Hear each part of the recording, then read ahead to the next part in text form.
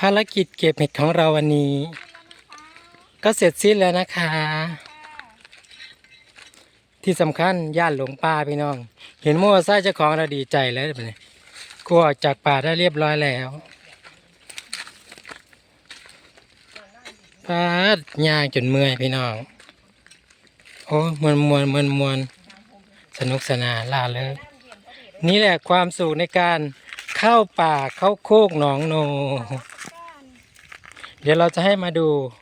เราจะดูให้ เดี๋ยวเราจะให้คุณดู ดอกกระเจียวยังไม่บาน ของน้องเกดนี่ของพี่ดาว เอาไปปลูกได้นะ เพราะได้อยู่ที่พี่น้องเพราะได้กินได้แจวอยู่เอามาแล้ว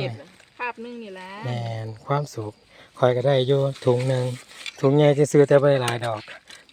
ถุงใหญ่ก็มูความสุขในการเข้าป่าหาเห็ด หา